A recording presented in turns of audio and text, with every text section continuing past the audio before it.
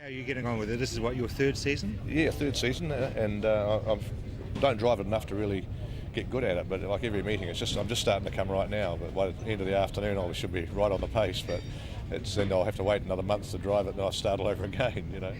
Yeah, the other car, of course, which is also a Lady Wigram Trophy race competitor, is the Stanton Corvette. Yes, that's a great old car, which I've had since 1975, and we were hoping to run that here today, but unfortunately it misbehaved yesterday and broke the differential.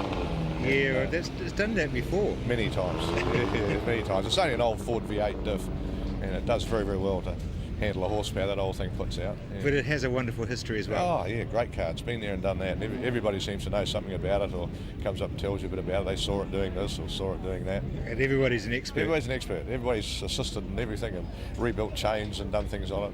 And yeah, it's amazing. It seems to be part of Canterbury's life, you know. Yeah. Yeah, basically, it's one of these things where I've always would have liked to have tested myself, you know, in a racing car, and we couldn't afford it. Well, we actually have got a Formula One car now, but try and drive a car at high speed and see how really good you are, and these really test you in that regard. Yeah. So how does it feel? I mean, obviously you are driving as fast as you want to.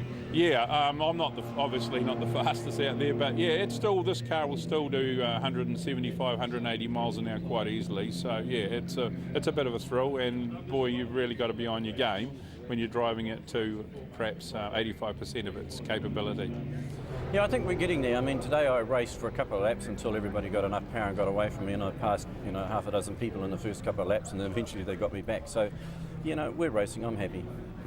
And the ultimate will be to knock Kenny off the perch just like the old days. Well, I mean, that is a goal, but I think it's pretty unrealistic because, it's a goal, but I don't see that it won't be easy because Smithy, he's a good driver. He's got a 50-kilogram advantage, and they've got a wonderful crew, good car. Everything's going for him. So, he's the goal. He's the ultimate to all of us to be.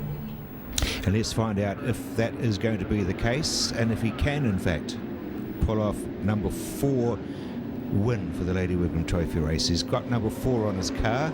So Dave Cook, is it an omen or what? Well, it's quite appropriate, isn't it? As the field winds its way around, they'll be waiting, they'll be looking at the lights over the start-finish. When the red lights go out, they're racing.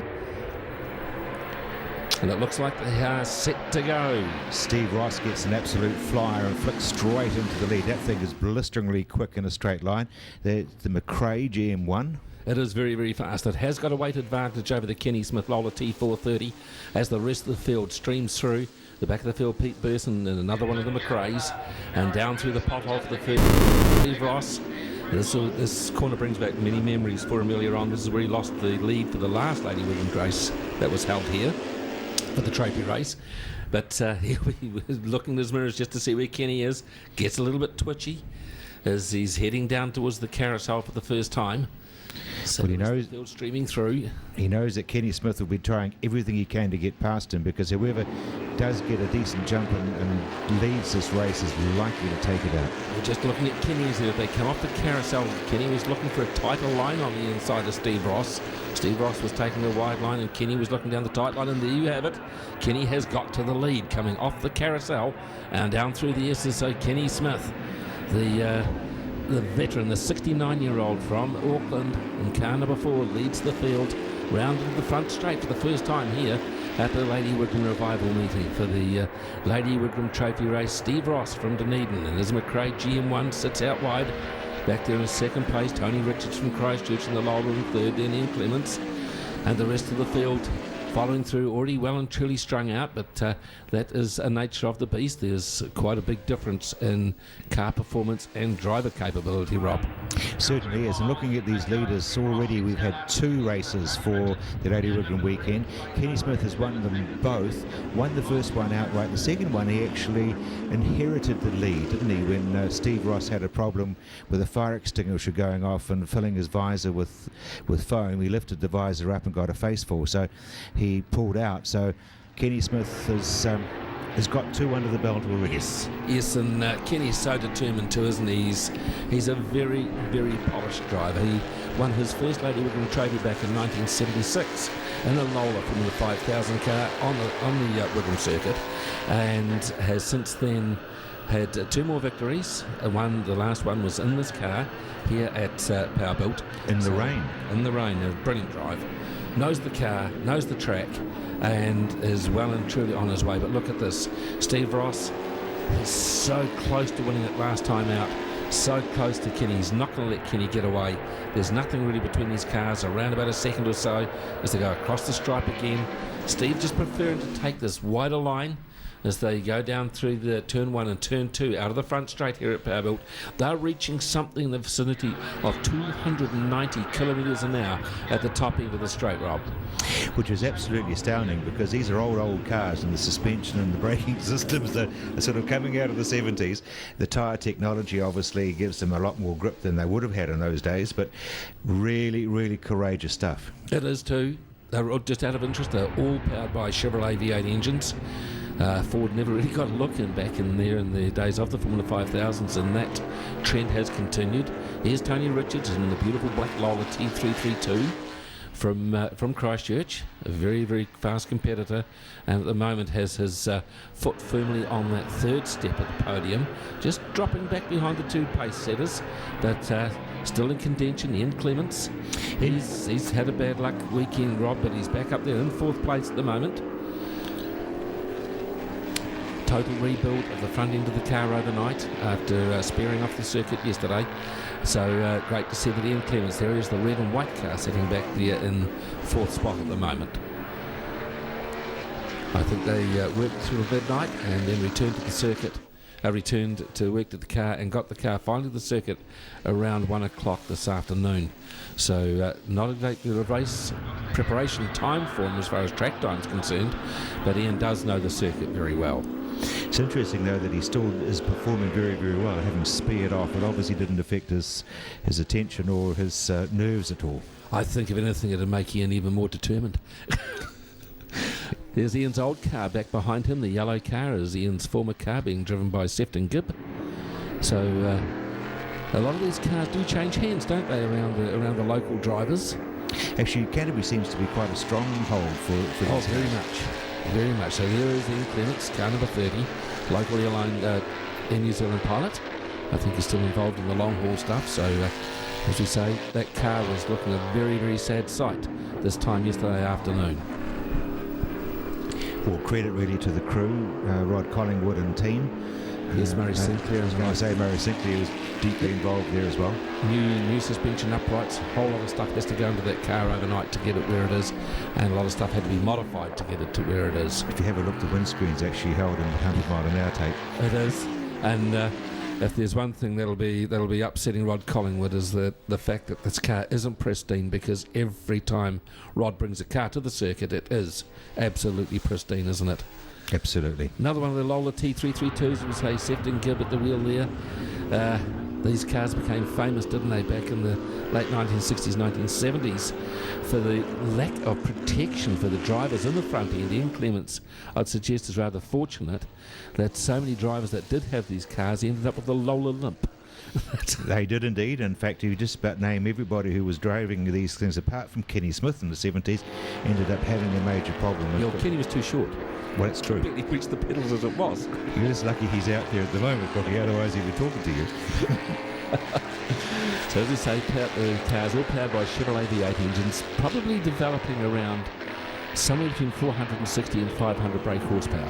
So not huge, but when you consider the power to weight ratio, the cars only weigh around 630 kilos. That is quite a potent package. Bear also in mind, if you would, the fact that these guys are doing nearly 3 times the speed, the legal speed limit on the open road at the end of that straight.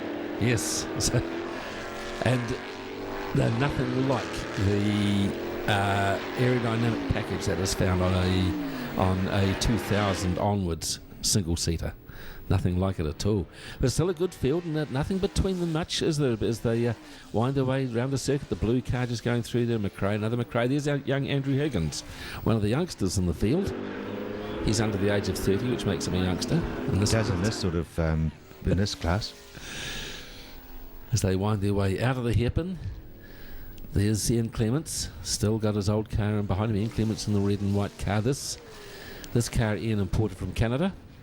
It came into the country as a sports car, and they took the sports car bodywork off it and turned it back into the single-seater. This is Aaron Burson, father and son team racing here this weekend. Peter further back down the field in his McRae GM1.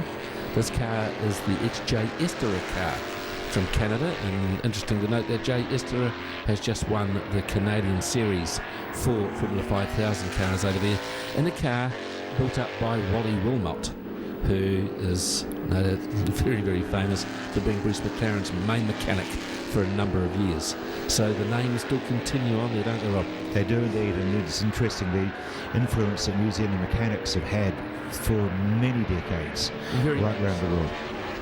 If we look at these cars in this field, and one of the most populous car in the field is a McRae, and yes, definitely that is the McRae, who lived in New Zealand for many years and is the man who has his name on this Lady Wigram trophy 4 times.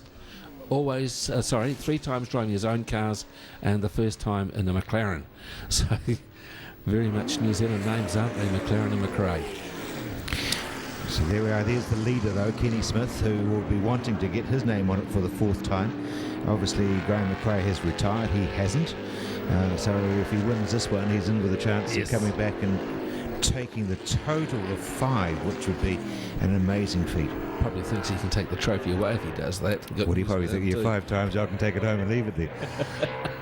The car painted in VDS team racing. VDS is the abbreviation for Van der Straten, which came out of Belgium, of all places, in the days of Formula 5000 racing. And this car actually has the name Paulette on the side of the car, which was a Belgian Formula 5000 driver by the name of Teddy Paulette, who came to Wigram and raced. Yes, quite a few times in the Formula 5000s.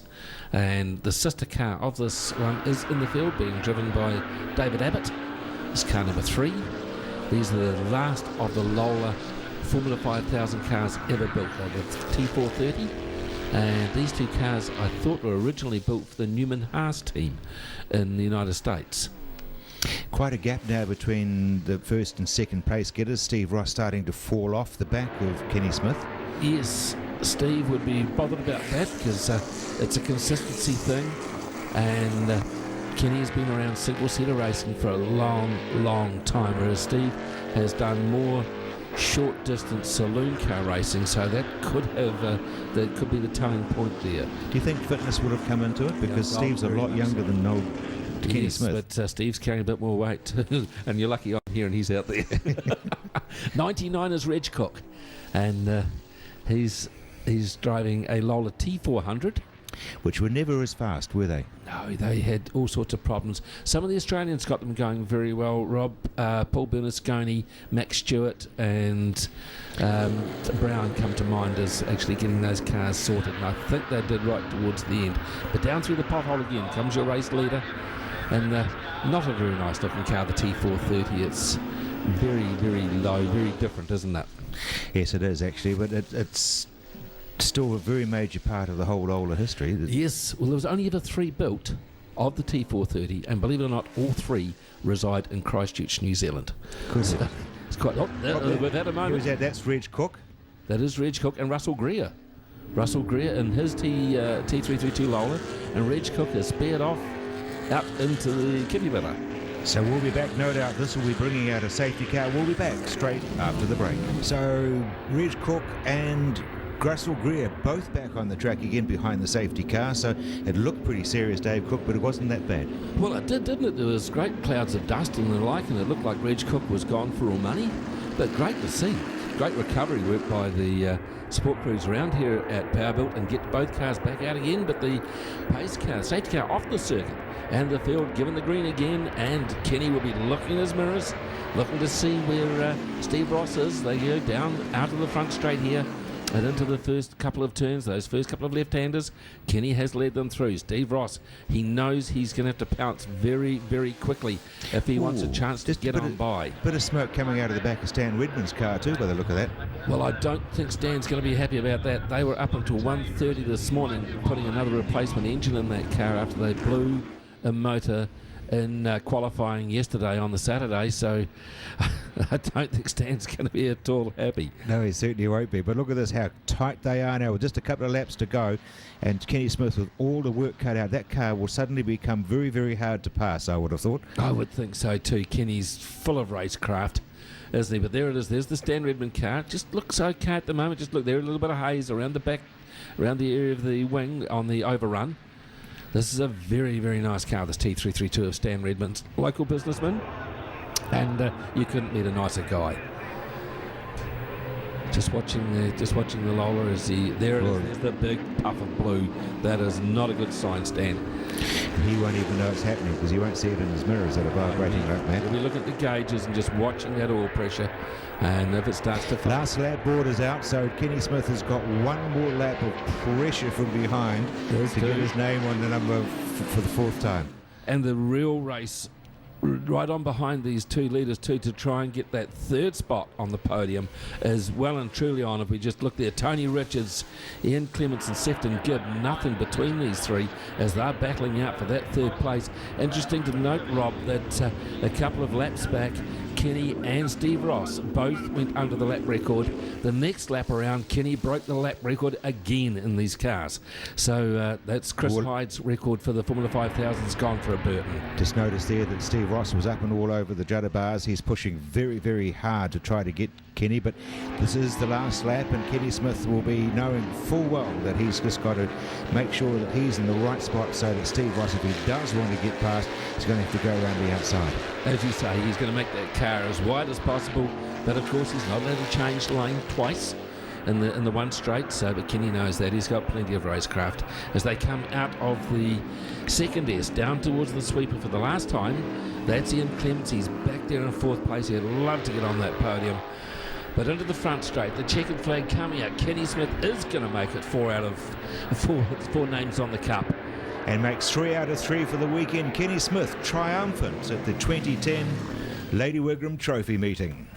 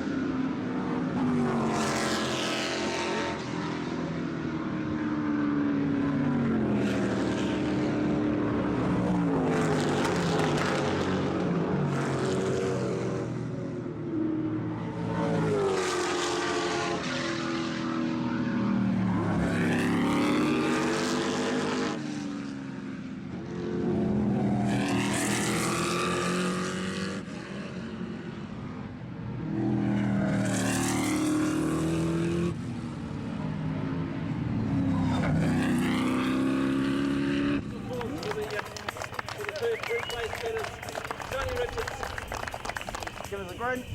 Good. And one more shot. Good. This way, no gossiping in the back. All right. Good stuff.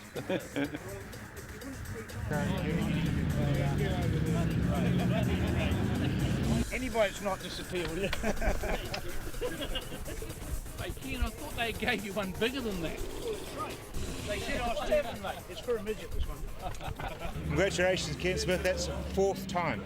Yeah, no, it's real good. It's levelled up with the Graham McRae 4th time. I know he did them all at Wigram Circuit, but it makes no difference. It's good to be there, and he was a legend at what he was doing, so we can join in now. Is there going to be a 5th attempt? Oh, definitely. I mean, I see another 20 years at the wheel yet. somebody's got to be the oldest in the world doing it, haven't they? Tell me about your race. You seem to control it all the way through. I knew if I could get the split on him, I'd be right. And I knew I had to make a move on him on the very first or second lap, otherwise I was going to be backwards and forwards, because his car's got, it's a bit lighter car and it has got more route at the start, as you've probably seen down the outside, and it's a disaster. And then, of course, when the pace car came out, safety car, I dreaded that when I was trying to plan what I was going to do, and so I left it in the lower gear, but I bloody had turned it round down the bottom when I jumped on it, you know. But so the main thing was to crowd him up here. If he was going anywhere, he was going right around the outside. He certainly wasn't getting down the inside. Your car seems to be good in corners. Yeah, the car's good on high-speed stuff, and changing direction, it's a lot better than his. His is better in other places. But he's driving good, because, I mean, you've got to think at the end of the day, he hadn't done nothing like the miles I've done. And just to recap, for those who aren't sure, how long have you been racing? This is the 53rd year in January. So now I'm too old to stop. Once again, congratulations. Yeah, no, and this one's from my dear old mother. She'd have loved to have seen this. She would have, yeah. And she'll be watching up above when you get your fifth one. She'll be saying the usual thing, take it easy and don't go very fast. That was her famous words.